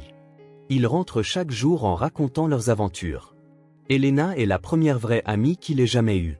C'est pour ça que j'aimerais proposer quelque chose, reprit David en se penchant légèrement. Au lieu que Théo vienne seulement le samedi, et que tu restes de ton côté, si nous passions nos week-ends tous ensemble ? Peut-être un samedi ici, un autre chez vous ? Chez moi ? Répéta CLA, déconcerté. Mon appartement est si petit et modeste. Justement, l'interrompit doucement David. Elena a besoin de connaître d'autres réalités. Vivre dans cette bulle de privilèges n'a rien de sain. CLA l'observa, intrigué. Il y avait une sincérité dans son regard qui la désarmait. Et puis, ajouta-t-il avec un léger sourire un peu timide, Ce serait agréable d'avoir quelqu'un avec qui discuter pendant que les enfants jouent. C'est ainsi qu'une nouvelle étape commença pour ces deux familles. Le week-end, quand Elena se rendait dans le petit appartement de CLA, la fillette s'émerveillait devant la créativité dont faisaient preuve Théo et sa mère pour s'amuser sans dépenser d'argent, faire du pop-corn à l'ancienne, construire des maisons en carton, transformer des bouteilles en fusées imaginaires. David, d'abord mal à l'aise dans cet environnement si simple, découvrit vite le plaisir inattendu de l'absence de formalisme. Pas de domestique pour servir des rafraîchissements dans des verres en cristal, pas de pression pour sauver les apparences, juste deux adultes discutant de la vie pendant que les enfants couraient dans l'appartement exigu. « Comment tu fais ?» demanda David un après-midi, observant CLA préparer un goûter dans sa petite cuisine. « Faire quoi ? Tout rendre si simple, si naturel. » CLA rit en découpant des fruits avec l'aisance de quelqu'un qui avait travaillé dans plusieurs cuisines. Quand on n'a pas d'autre choix, on apprend à simplifier. On passe tellement de temps à désirer ce qu'on n'a pas qu'on oublie d'apprécier ce qu'on a déjà. David resta silencieux, laissant résonner ces mots. Lui, dans sa quête acharnée de davantage, de profit, d'expansion, de réussite, quand avait-il pour la dernière fois simplement été reconnaissant de ce qu'il possédait déjà ? Elena est différente, maintenant, dit-il après un moment, changeant légèrement de sujet. Elle est plus sûre d'elle, plus épanouie. Sa maîtresse m'a dit qu'elle s'était même portée volontaire pour un exposé en classe, ce qu'elle n'avait jamais fait avant. Théo aussi, confirma CLA en servant le jus dans de simples verres. Ses notes se sont améliorées, il est plus sociable. Je crois qu'ils se motivent mutuellement. Il n'y a pas que les enfants qui changent, observa David en acceptant le verre qu'elle lui tendait. Tu n'es plus la femme crispée qui est entrée dans mon bureau le premier jour. CLA sourit, s'appuyant contre le petit plan de travail. Avoir un peu de stabilité, ça change beaucoup de choses. Pour la première fois, depuis des années, je ne m'inquiète pas pour payer le loyer ou acheter des médicaments si Théo tombe malade. C'est plus que ça, insista David. Tu as gagné le respect de l'entreprise. Même Camilla, qui était ta plus grande sceptique, te consulte maintenant avant de programmer des réunions avec moi. J'ai encore beaucoup à apprendre. Nous en avons tous à apprendre, répliqua David en la regardant d'une façon qui en disait bien plus que ses mots. Ce fut la première fois que CLA réalisa qu'elle n'était peut-être pas la seule à être transformée par cette amitié inattendue. Les samedis qu'il passait au manoir, David commença à participer activement aux jeux des enfants. CLA l'observa, surprise, alors qu'il prenait part aux constructions de Lego ou aux jeux de société, des activités qu'Elena affirmait n'avoir jamais faites avec son père, faute de temps. Un après-midi, pendant que les enfants jouaient dans le jardin, David montra à CLA son bureau personnel, une pièce raffinée, bordée de bibliothèques du sol au plafond et dotée d'un antique bureau en bois. Il appartenait à mon père, dit-il en passant la main sur la surface vernie du meuble. C'est la seule chose que j'ai gardée de lui. Il ne t'a pas élevé ? demanda doucement CLA, pressentant que le sujet était sensible. David hésita, puis soupira. Il était absent. Il a construit un empire mais a perdu sa famille dans la foulée. Je m'étais juré de faire différemment pour Elena, mais... Il fit un geste vague, j'ai l'impression de reproduire le même schéma. Il est encore temps de changer, proposa CLA avec douceur. Elena adore quand tu la rejoins. Ton père était comment ? demanda David, visiblement désireux de changer de sujet. CLA sourit avec nostalgie. À l'opposé du tien. Il n'avait ni argent ni statut, mais il était toujours présent. Il travaillait comme concierge d'immeuble, rentrait épuisé, et trouvait quand même l'énergie de me raconter des histoires avant de dormir. Vous étiez proche, alors. Très. Il est mort quand j'avais 19 ans, d'une crise cardiaque. Je suis désolé. Il m'a appris que le temps de qualité n'a pas de prix, poursuivit CLA. J'essaie de donner ça à Théo, même quand je suis fatigué. David l'observa avec une expression qu'elle ne put déchiffrer. Tu sais ce que je réalise, CLA ? Malgré tout l'argent que j'ai accumulé, ma vie a toujours été solitaire. Elena peut avoir tout ce que l'argent peut acheter, mais jusqu'à ce qu'elle rencontre Théo, elle n'avait pas ce qui compte vraiment, une connexion, une amitié sincère. CLA ne sut quoi répondre. C'était la première fois qu'elle voyait David si vulnérable, admettant un manque que la richesse ne pouvait combler. Il n'est jamais trop tard pour changer ça, dit-elle finalement, répétant la seule vérité qu'elle connaissait. Je suis heureux que vous soyez entrés dans nos vies, toi et Théo, répondit David avec une sincérité telle que CLA détourna le regard, soudain consciente de leur proximité. La grande opportunité professionnelle de CLA arriva quand David annonça qu'une conférence internationale sur la technologie, organisé par Montgomery Tech, aurait lieu. L'événement rassemblerait des investisseurs et des partenaires du monde entier, crucial pour le lancement de la nouvelle plateforme d'intelligence artificielle de l'entreprise. Je veux que tu coordonnes toute la logistique, l'informatéil lors d'une réunion. CLA déglutit. Tu es sûr? Cette conférence est vraiment importante. C'est précisément pour ça que j'ai besoin de quelqu'un en qui j'ai une confiance totale. La conférence exigerait 3 mois de préparation intense. CLA s'y investit totalement. Coordination des équipes, négociation avec les fournisseurs, organisation du programme des intervenants de divers pays. C'était son plus grand défi jusqu'alors, mais elle était déterminée à ne pas décevoir la confiance de David. 2 semaines avant l'événement, lors d'une réunion de finalisation, Ricardo Mendes, le directeur financier et l'un des plus anciens cadres de l'entreprise, fit une remarque qui gela l'atmosphère. « Ne me prenez pas mal, Montgomery, je reconnais le potentiel de Mademoiselle Silva, dit-il, marquant une pause avant de prononcer le nom de CLA, mais une conférence de cette envergure, avec des investisseurs de ce calibre. Ne faudrait-il pas quelqu'un de plus diplômé? Quelqu'un avec, disons, un CV plus solide? » Le silence qui suivit fut glacial. CLA sentit ses joues s'enflammer, mais garda un visage impassible, les yeux rivés sur ses notes. Toutes ses anciennes insécurités la submergèrent à nouveau. Intéressant point de vue, Ricardo, dit finalement David avec ce calme contrôlé que CLA avait appris à reconnaître comme dangereux. Surtout quand on se rappelle que tu étais présent lorsque nous avons approuvé le budget que CLA a réussi à réduire de 22% sans sacrifier la qualité.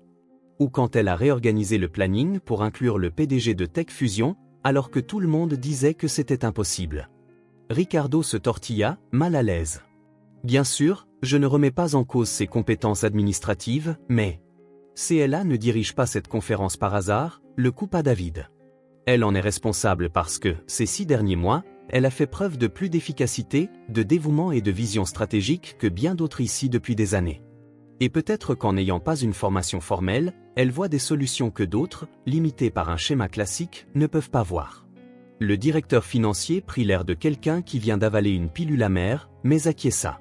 « Si tu es sûr de toi, alors nous te soutenons. »« Je suis plus que sûr, » répondit David, posant un regard appuyé sur CLA. « Je suis fier de ce qu'elle a accompli. » Après la réunion, une fois les directeurs partis, CLA resta assise, encore sous le choc de ce qui venait de se passer. « Tu n'étais pas obligé de faire ça, dit-elle finalement, quand ils se retrouvèrent seuls. »« Faire quoi? Me défendre comme ça? Mettre ta réputation en jeu pour moi. » David la regarda gravement. « Premièrement, ce n'était pas pour toi, c'était pour la justice. Deuxièmement, je n'ai rien risqué du tout, parce que je sais exactement de quoi tu es capable. » Il fit une pause. « CLA, tu as prouvé ta valeur un nombre incalculable de fois. Ricardo le sait, tout le monde le sait. Son problème n'est pas ta compétence, c'est que tu as accompli en quelques mois ce qui lui a pris des années. » CLA accueillit ces paroles avec un mélange de gratitude et d'une autre émotion plus complexe, qu'elle ne parvenait pas à définir. « Merci, dit-elle simplement. Je ne te décevrai pas. Je n'en ai jamais douté, répliqua David avec un sourire. À ce moment précis, un changement se produisit entre eux. Il ne s'agissait plus seulement d'un patron défendant son employé, mais d'un homme reconnaissant publiquement la valeur d'une femme qui était entrée dans sa vie par hasard et en était devenue indispensable, non seulement au bureau, mais d'une façon qu'aucun des deux n'osait encore admettre. La confiance mutuelle qui se forma ce jour-là était quelque chose qu'aucune somme d'argent de David ni toute la détermination de CLA n'aurait pu forger seule. C'était le fruit du temps, du respect mutuel et d'une vulnérabilité partagée. L'amorce de quelque chose qu'aucun n'avait planifié mais qu'au fond, tous deux espéraient peut-être. La conférence internationale organisée par CLA fut un succès absolu. Les cadres venus du monde entier saluèrent l'organisation sans faille, l'attention aux moindres détails et la fluidité de l'événement. David reçut d'innombrables compliments sur la qualité de son équipe, et même Ricardo Mendes félicita personnellement CLA pour son travail exceptionnel. Dans les jours qui suivirent, CLA remarqua un changement subtil dans l'atmosphère de l'entreprise. Les mêmes cadres qui la traitaient avec condescendance se mirent à la consulter pour prendre des décisions importantes. Son avis commença à avoir du poids, et son nom fut évoqué avec respect lors des réunions de direction. Mais le destin a souvent une façon particulière de tester les gens lorsque tout semble enfin se mettre en place. Un mardi ordinaire, l'enseignante de Théo appela CLA au milieu de l'après-midi. « Madame Silva, ici Sandra, de l'école. Théo a une forte fièvre et se plaint d'une douleur intense au ventre. » Nous avons besoin que vous veniez le chercher au plus vite. Le cœur de CLA se serra. En 8 mois chez Montgomery Tech, elle n'avait jamais eu à partir pour des raisons personnelles. Elle jeta un coup d'œil à l'agenda surchargé de David pour le reste de la semaine. « J'arrive dans 20 minutes, dit-elle en tâchant de garder son calme. Elle se dépêcha d'organiser les dossiers urgents, de mettre à jour le système de planification et d'écrire un email détaillé à David, qui était à l'extérieur pour une réunion. Puis elle prit son sac et s'en alla en hâte, expliquant la situation à Roberta, qui promit de gérer les urgences. À l'école, elle trouva Théo à l'infirmerie, recroquevillé sur une chaise, le visage brûlant de fièvre et les yeux éteints, sans l'éclat habituel. « Maman » murmura-t-il faiblement en la voyant, tendant les bras. CLA le serra contre elle, sentant la chaleur de son petit corps. « Je suis là, mon chéri. On va rentrer et on va s'occuper de toi. » Dans le taxi jusqu'à leur appartement, Théo resta blotti contre sa mère, grelottant malgré la chaleur de la journée. « Mon ventre me fait très mal », sanglotait, les larmes aux yeux. CLA essaya de garder son sang-froid, mais la peur commençait déjà à l'envahir. Elle n'avait pas l'habitude de voir son fils si abattu. De retour chez eux, elle lui donna un antipyrétique et l'installa au lit, veillant à son confort avant d'appeler son pédiatre. Le médecin recommanda de surveiller Théo pendant 24 heures et de surveiller certains symptômes qui exigeraient une attention médicale immédiate. Toute la nuit, la fièvre de Théo monta et descendit, mais la douleur abdominale persistait. CLA resta à son chevet, plaçant des compresses d'eau fraîche sur son front et lui faisant boire de petites gorgées d'eau. À 7 heures du matin, alors qu'elle veillait toujours, son téléphone sonna. Elle décrocha sans lâcher Théo des yeux. « Cla ? C'est David. Roberta m'a expliqué la situation. Comment va Théo ? » L'inquiétude sincère dans la voix de David lui donna les larmes aux yeux. « Il ne va pas bien, » admit-elle, la voix tremblante. « La fièvre ne part pas vraiment, et il a toujours très mal au ventre. Je l'emmène aux urgences dès que le jour est bien levé. Ne te préoccupe pas du travail, concentre-toi sur Théo, dit fermement David. Tu as besoin de quelque chose ? Je peux t'envoyer mon médecin personnel. CLA hésita. Habituellement, elle aurait refusé par fierté, mais voir la pâleur de Théo et l'entendre se plaindre toute la nuit la fit changer d'avis. Si ce n'est pas trop demandé, j'aimerais bien un second avis. Oui. C'est réglé. Le docteur Andrew sera chez toi d'ici 1 heure. Le docteur Andrew, un homme d'âge mûr au visage bienveillant mais au regard acéré, examina Théo minutieusement. Son diagnostic tomba rapidement et provoqua l'alarme. « Nous devons l'emmener à l'hôpital immédiatement », dit-il en composant déjà un numéro sur son téléphone. Les symptômes indiquent une appendicite et la situation semble évoluer vite. CLA sentit le sol se dérober sous ses pieds. Appendicite ? Hôpital ? Opération ? Son esprit s'emballa, calculant les coûts, les jours de congé, l'absence au travail. « Ne vous inquiétez pas », la rassura le médecin, voyant ses pensées. « Monsieur Montgomery s'est déjà occupé de tout. L'ambulance va arriver, et l'équipe de l'hôpital Saint-Lucas est prévenue. » Avant que CLA ait pu bien assimiler la nouvelle, l'ambulance arriva. Tout se déroula à une vitesse folle, les ambulanciers installant Théo sur un brancard, la sirène hurlant dans les rues, leur arrivée à l'hôpital privé où une équipe attendait déjà. Les examens furent réalisés en un temps record, confirmant le diagnostic, appendicite aiguë avec risque de perforation. Le chirurgien, un spécialiste réputé, expliqua la situation avec calme et empathie. « Nous devons opérer tout de suite pour éviter des complications graves. C'est une procédure relativement simple, mais il est crucial de l'effectuer immédiatement. » CLA hocha la tête, signant les formulaires de consentement d'une main tremblante. Quand elle se retrouva enfin seule en salle d'attente, alors que Théo était conduit au bloc, la réalité la frappa de plein fouet. Son fils, son trésor le plus précieux, allait subir une opération en urgence. Et même s'il était dans le meilleur hôpital de la ville, avec les meilleurs médecins, grâce à David, elle était submergée par la peur. C'est alors qu'elle réalisa ne pas avoir prévenu Elena. La petite fille s'apercevrait sûrement que Théo manquait à l'école et s'inquiéterait. CLA sortit son téléphone pour appeler David, mais avant qu'elle ne compose le numéro, il apparut dans le couloir. « Alors, comment va-t-il » demanda-t-il aussitôt. « Il l'emmène au bloc », répondit CLA, la voix chevrotante. « Appendicite aiguë ?» David hocha la tête et s'assit à côté d'elle. « Le docteur Andrew m'a mis au courant. Théo est entre de bonnes mains. Le docteur Mendes est le meilleur chirurgien pédiatrique de la ville. » CLA tenta de sourire en signe de gratitude, mais ses lèvres tremblèrent, et des larmes coulèrent avant qu'elle ne puisse les retenir. Des larmes de peur pour la santé de son fils, mais aussi de gratitude pour le soutien immédiat et inébranlable de David. « Ça va aller », murmura-t-il doucement en lui prenant la main. Théo est fort, bientôt il courra à nouveau avec Elena. « Comment pourrais-je te remercier pour tout ?» sanglota CLA. « Envoyer ton médecin, organiser l'hôpital, les spécialistes. »« Tu n'as pas à me remercier », l'interrompit David. « C'est la moindre des choses que je puisse faire pour vous deux. »« C'est loin d'être la moindre, David. C'est bien plus que ne ferait n'importe quel patron. Et quand Théo ira mieux, je devrais trouver un moyen de payer tout ça. La mutuelle de la compagnie a un délai de carence, et je... » C'est là, coupa David fermement, il n'y aura aucun coup pour toi. C'est réglé. Mais, pas de, s'il te plaît. Pense juste à Théo, maintenant. Le regard déterminé de David ne laissait aucune place à la contestation. CLA acquiesça, essuyant ses larmes du revers de la main. Malgré sa fierté, elle savait qu'elle ne pourrait assumer ses frais seule. Les heures suivantes furent les plus longues de sa vie. David resta avec elle tout du long, veillant à ce qu'elle mange quelque chose, lui apportant du café, lui racontant des anecdotes légères sur l'enfance d'Elena pour la distraire. Sa présence constante était un véritable ancrage qui l'empêchait de sombrer dans la panique. Enfin, près de 4 heures plus tard, le docteur Mendes apparut dans le couloir, encore coiffé de sa charlotte de bloc. « L'opération s'est très bien passée », annonça-t-il avec un sourire fatigué. « Nous sommes intervenus à temps, avant que l'appendice ne se rompe. Théo est en salle de réveil. » CLA expira sans s'en rendre compte, ses jambes flageolantes alors qu'elle s'appuyait sur David. « Quand pourrais-je le voir ?» demanda-t-elle d'une voix tremblante de soulagement. « Dans environ 1 heure, quand il commencera à émerger de l'anesthésie. Il sera un peu groggy au début et risque de ne pas te reconnaître immédiatement. » David remercia le médecin et s'éloigna un peu avec lui pour échanger quelques mots que CLA n'entendit pas.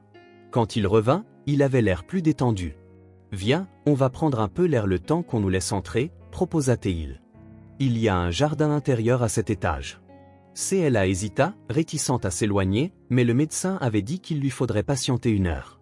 Elle avait besoin de reprendre son souffle. Elle suivit David jusqu'à un petit jardin vitré où des plantes tropicales formaient un havre de calme dans l'hôpital. Ils s'assirent sur un banc en bois, silencieux, profitant du soulagement procuré par la bonne nouvelle. « J'ai déjà vécu quelque chose comme ça, » dit finalement David en brisant le silence. « Te voir si désemparé aujourd'hui m'a rappelé des souvenirs. » CLA le regarda, surprise. En tous ces mois, David n'avait pratiquement jamais parlé de sa femme, hormis de brèves allusions. « C'était avec Elena ?» demanda-t-elle doucement. « Non, » répondit-il, détournant le regard. « Avec Carolina, ma femme. Ça a commencé par des symptômes vagues, fatigue, maux de tête. On pensait que c'était juste le stress, trop de travail. » Il s'interrompit, comme pour rassembler son courage. Quand on a enfin consulté, la tumeur était déjà trop avancée. CLA déglutit, prenant conscience de la profondeur du traumatisme de David. Elena n'avait que 2 ans. Carolina s'est battue pendant 6 mois, mais sa voix se brisa légèrement. Le pire, c'était de se sentir impuissant. J'avais tout l'argent du monde, les meilleurs médecins, et je n'ai pas pu la sauver. D'instinct, CLA posa sa main sur la sienne, un geste simple de réconfort qui valait mieux que 1000 mots. Aujourd'hui, en te voyant si inquiète, reprit David, j'ai revécu ça. Mais cette fois, je pouvais agir, je ne pouvais pas te laisser traverser la même chose que moi, surtout si on pouvait éviter le pire. Je suis désolé pour Carolina, murmura CLA avec compassion. Merci d'avoir partagé ça avec moi. Je sais que ce n'est pas facile. David baissa les yeux vers leurs mains jointes. Tu sais ce que j'ai appris après la mort de Carolina? Nous sommes plus fragiles qu'on ne veut bien l'admettre. J'ai bâti un empire financier, j'ai du pouvoir et de l'influence, mais tout ça ne sert à rien quand il s'agit de la santé de ceux qu'on aime. Cette sincérité brute, cette vulnérabilité qu'il montrait si rarement, toucha profondément CLA. À cet instant, il n'était plus le patron et son employé, ni le milliardaire et sa secrétaire, mais 2 personnes qui connaissaient la terreur de perdre un être cher. Je suppose que je ne t'ai jamais vraiment remercié pour tout ce que tu as fait pour Théo et moi, dit CLA. Pas juste aujourd'hui, mais depuis le début. Tu as changé nos vies. David sourit, un éclat chaleureux dans le regard. Vous avez changé la nôtre aussi. Elena n'est plus la même depuis qu'elle a rencontré Théo, et moi. Il hésita. J'ai appris à voir le monde autrement grâce à toi. Un courant indéfinissable passa entre eux, une connexion au-delà des mots. Mais avant que l'un ou l'autre ne dise quoi que ce soit, une infirmière apparut. Madame Silva, Votre fils se réveille, vous pouvez venir. Théo resta 3 jours à l'hôpital. David insista pour qu'il bénéficie de la meilleure chambre, avec assez de place pour que CLA puisse dormir auprès de son fils. Elena vint le voir le 2e jour, apportant des dessins qu'elle avait faits spécialement pour lui et promettant de collectionner chaque bouchon coloré qu'elle trouverait, jusqu'à ce qu'il puisse recommencer à jouer. Quand ils eurent enfin l'autorisation de rentrer, une voiture de service les attendait. À la surprise de CLA, David était assis sur la banquette arrière. « Je me suis dit que j'allais vous accompagner jusqu'à chez vous, si ça ne te dérange pas, » expliqua-t-il. « Je veux juste m'assurer que tout va bien. » À l'appartement, David aida à installer Théo dans son lit pendant que CLA préparait une infusion légère, selon les recommandations du médecin. « Merci d'avoir sauvé ma vie, tonton David, » marmonna Théo, encore endormi à cause des antidouleurs. David sourit en remontant la couverture jusqu'au menton du petit. « Je n'ai rien sauvé du tout, champion, ce sont les médecins qui l'ont fait. » « Mais maman a dit que c'est toi qui les avais appelés, » insista Théo, avec la logique simple d'un enfant. David échangea un regard avec CLA, qui venait d'entrer dans la pièce avec le plateau de thé. « C'est vraiment ta mère qui a assuré, » corrigea doucement David. « Elle ne t'a pas quitté une seule seconde. » Quand Théo s'endormit, CLA accompagna David jusqu'à la porte. « Je vais demander à Roberta de réorganiser ton agenda pour la semaine prochaine, » annonça-t-il. « Je veux que tu restes à la maison jusqu'à ce que Théo soit complètement rétabli. » « Mais le nouveau système ? » « Ça peut attendre, » l'interrompit David avec douceur. « Il y a des choses plus importantes que le travail, CLA. Tu me l'as appris. » Elle sourit, épuisée mais remplie d'une gratitude profonde. « Je ne pourrai jamais te rendre tout ce que tu as fait pour nous. » « Il ne s'agit pas de rendre quoi que ce soit, » répliqua doucement David en prenant ses mains dans les siennes. « C'est prendre soin de ceux qui comptent. » Il y avait quelque chose de plus profond dans ces paroles, quelque chose que tous deux ressentaient, mais qu'ils n'étaient pas prêts à nommer. « Merci, d'être plus qu'un patron, » dit finalement CLA, la voix tremblante d'émotion. « Merci d'être un ami, quelqu'un qui se soucie vraiment de nous. » David acquiesça, la regardant un instant plus longtemps que nécessaire. « Essaie de te reposer, » conseilla-t-il. « Je t'appelle plus tard pour prendre des nouvelles. » Lorsqu'elle referma la porte, CLA s'adossa au battant. Épuisé, mais traversé d'un étrange sentiment de paix. Les jours précédents avaient été éprouvants, mais il lui avait révélé une vérité qu'elle tentait d'ignorer. David Montgomery n'était plus seulement son employeur, il était devenu essentiel dans sa vie. Il avait été présent à son moment le plus terrifiant, offrant bien plus qu'une aide financière, un soutien émotionnel, de la compréhension, une vulnérabilité. Et cela, CLA le comprit avec autant de gratitude que d'appréhension, changeait tout entre eux. Les mois qui suivirent la convalescence de Théo entraînèrent des évolutions subtiles mais profondes pour tout le monde. L'hospitalisation forcée obligea David à affronter d'anciennes peurs, fissurant l'armure qu'il s'était forgée au fil des ans. De son côté, CLA ressentit une nouvelle forme de sécurité qui allait bien au-delà du confort financier. Elle avait la certitude de ne plus mener seule tous les combats de la vie. Un lundi matin, 2 mois après la sortie de l'hôpital, David fit une annonce inattendue à ses directeurs, lors de la réunion hebdomadaire. « À compter d'aujourd'hui, nous mettons en place le programme Famille Montgomery, » déclara-t-il, tandis que s'affichaient les diapositives du nouveau projet.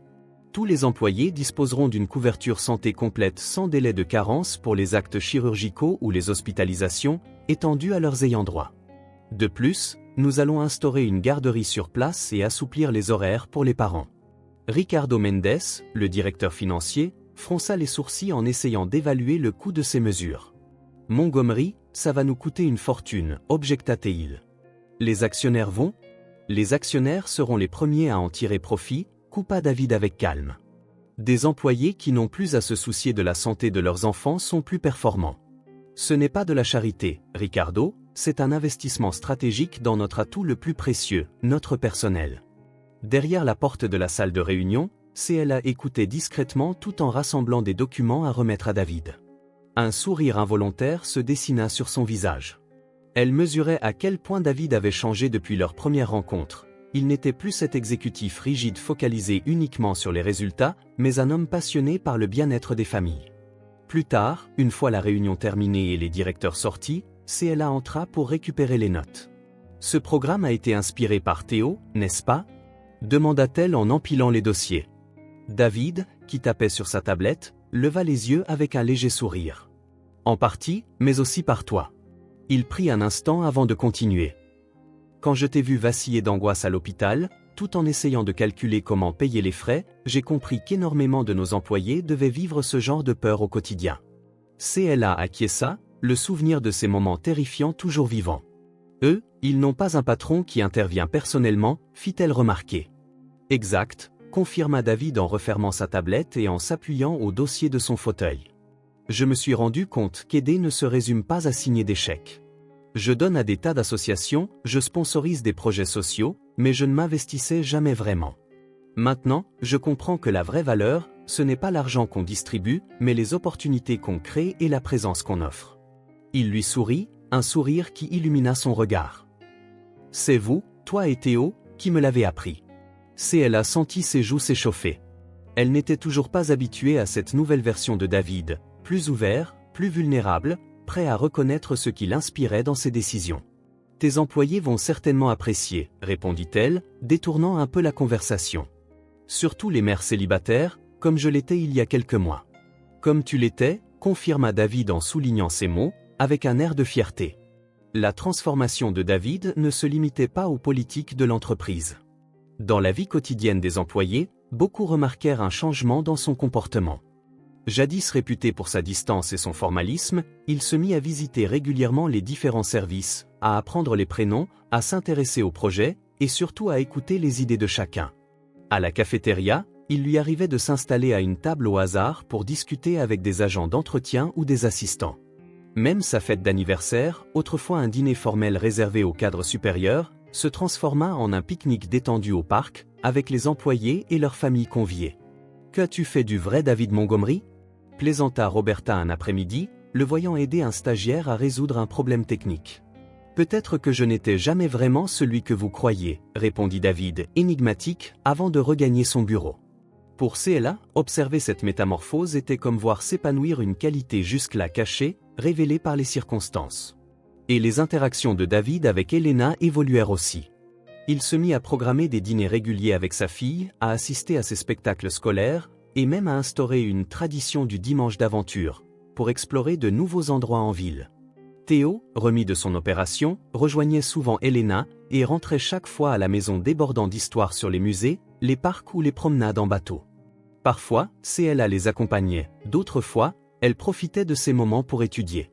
Elle avait repris ses cours de gestion, cette fois-ci grâce à une bourse d'études offerte par le programme éducatif de l'entreprise. « Maman, est-ce que tu es plus heureuse, maintenant ?» demanda un soir Théo alors qu'elle le bordait. La question prit CLA au dépourvu. « Pourquoi tu demandes ça, mon chéri ? Parce que tu souris plus, et tu ne pleures plus la nuit dans la salle de bain. » CLA sentit un pincement au cœur.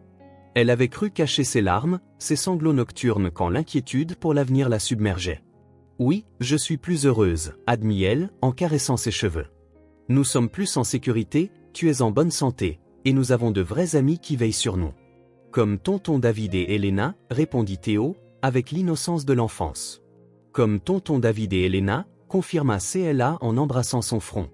Ce soir-là, pour la première fois depuis des années, CLA se rendit compte que la peur chronique qui la hantait ou la crainte de ne pas pouvoir assurer le minimum vital, de faillir comme mère, de tout perdre, s'était nettement apaisée.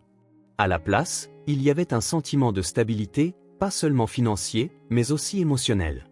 Décembre arriva, portant l'ambiance festive habituelle.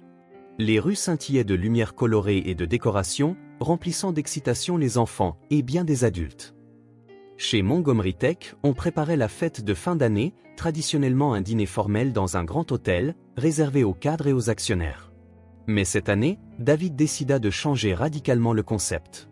L'événement aurait lieu en plein air, dans les jardins de la compagnie, ouvert à tous les employés et à leurs familles, avec des animations pour les enfants, de la musique live et une ambiance décontractée. « Je veux que ce soit inoubliable », expliqua-t-il à CLA tandis qu'il vérifiait les derniers détails. Une vraie célébration des gens, pas seulement des chiffres. CLA sourit en classant les dossiers de prestataires. « Ce sera parfait.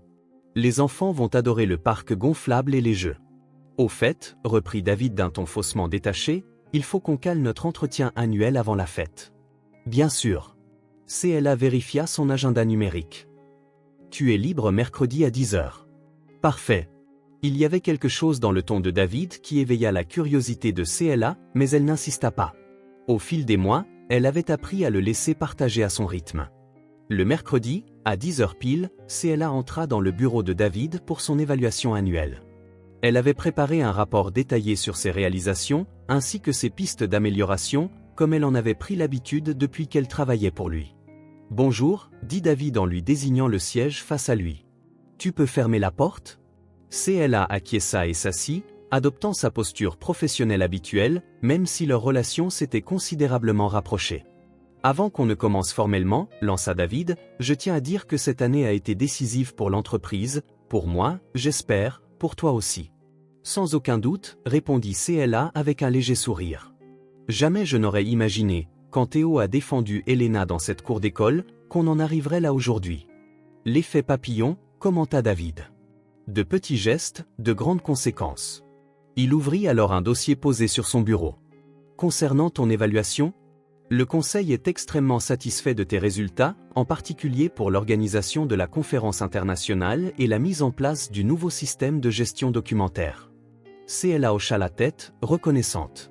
En conséquence, poursuivit-il, nous t'accordons une augmentation substantielle, détaillée ici. Il fit glisser le document vers elle. Et dès janvier, tu seras nommée directrice des relations institutionnelles. Les yeux de CLA s'écarquillèrent alors qu'elle saisissait la feuille d'une main légèrement tremblante. Le montant du salaire lui fit battre le cœur plus vite, près du triple de ce qu'elle touchait jusque-là. Et un poste de directrice, quelque chose qu'elle n'aurait jamais osé rêver aussi vite.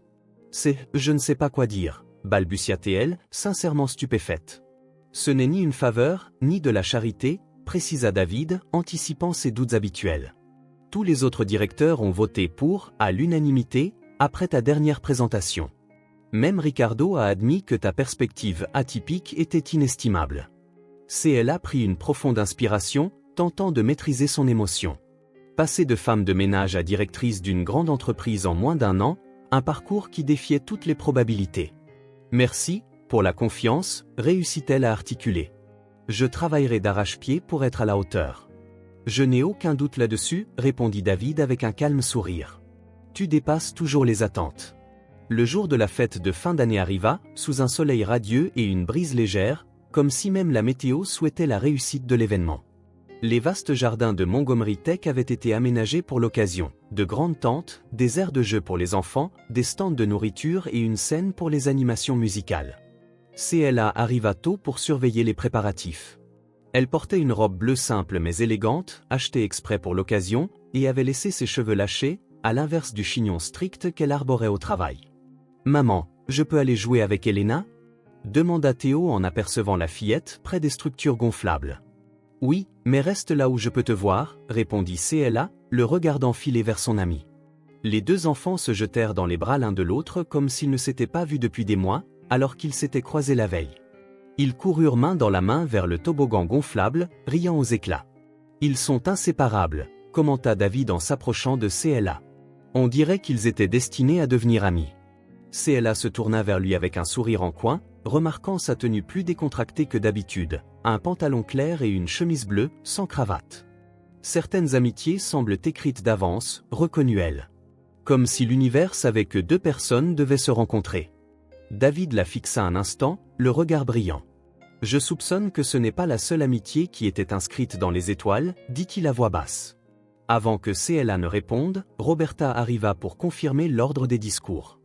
Le moment s'évapora, laissant néanmoins flotter une promesse silencieuse. Tous deux savaient que quelque chose grandissait depuis des mois, sans pour autant oser le formuler à haute voix. La fête se déroula à merveille. Les employés et leurs familles se mêlaient dans une ambiance conviviale, à 1000 lieues du formalisme habituel. David se promenait parmi les convives, discutant avec tous, quel que soit leur poste, un comportement impensable pour l'ancien Montgomery. Les salariés les plus anciens chuchotèrent entre eux, surpris par cette nouvelle facette du PDG. En milieu d'après-midi, David monta sur la petite scène installée pour l'occasion. La foule se tut, curieuse d'entendre son discours. « Bonjour à tous », commença-t-il, sa voix portée par le micro. « Avant tout, merci d'être venus. Votre présence, et celle de vos familles, est très importante. Cette entreprise n'est pas faite de bâtiments ou d'équipements, mais de personnes, de rêves et d'histoires qui se croisent chaque jour. » Il marqua une pause, balayant du regard l'assemblée jusqu'à tomber sur CLA, qui lui sourit doucement. « Cette année a été particulière pour Montgomery Tech. Nous avons dépassé nos records de revenus, nous nous sommes étendus sur de nouveaux marchés, et nous avons lancé des produits innovants. Mais notre plus grande réussite, à mon sens, a été de redécouvrir nos valeurs fondamentales. David raconta brièvement comment Théo avait défendu Elena dans la cour de récréation et comment ce simple acte de courage avait tout déclenché. Un garçon de 5 ans m'a appris plus sur le leadership et les valeurs que toutes les écoles de commerce que j'ai pu faire, avoua-t-il, provoquant des rires dans l'assemblée. Il m'a montré que soutenir quelqu'un n'est pas qu'une question d'argent, mais aussi d'être là, réellement.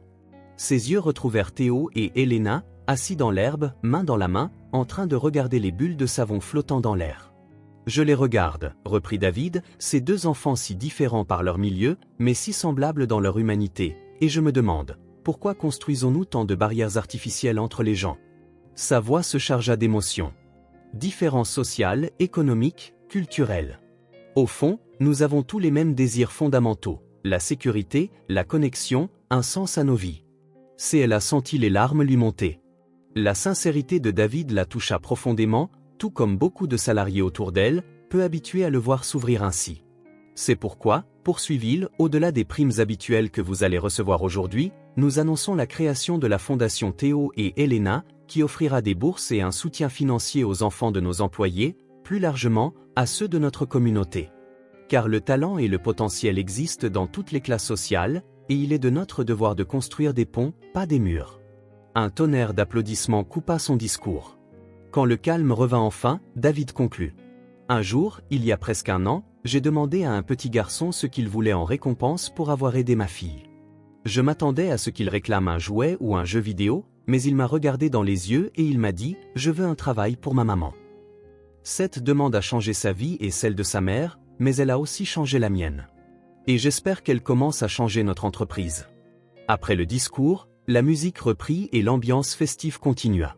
David rejoignit CLA près d'un buffet. C'était un très beau discours, dit-elle, encore émue. C'était sincère, répondit-il simplement. Regarde-les. Il désigna Théo et Elena qui couraient à travers la pelouse, en riant et en essayant d'attraper des bulles de savon au passage. Les rayons du soleil couchant éclairaient leurs visages. Deux enfants qui n'auraient jamais dû être séparés par des différences de classe sociale, comme tant d'autres. Comme tant d'autres, répéta CLA doucement. Exactement. David posa alors son regard sur elle, un regard intense. Tu sais, quand tu as commencé à travailler pour moi, je croyais te rendre service, offrir une opportunité à quelqu'un de moins privilégié. Quelle arrogance, pas vrai? CLA lui adressa un sourire amusé. Un peu, concéda-t-elle en riant doucement. La vérité, c'est que vous m'avez apporté bien plus que ce que je pourrais jamais vous rendre, déclara David. Tu m'as appris la vraie valeur des choses, CLA, et je t'en serai toujours reconnaissant. Toute réponse fut interrompue par Théo et Elena, qui arrivèrent en courant pour les entraîner dans un jeu en cercle au milieu de la pelouse. David se laissa faire en souriant. Tandis que les enfants l'entraînaient, il adressa à CLA un dernier regard, chargé de promesses pour un futur que ni l'un ni l'autre n'avait envisagé. Un futur qui, grâce à la requête directe d'un petit garçon de 5 ans, serait radicalement différent de tout ce qu'ils avaient imaginé.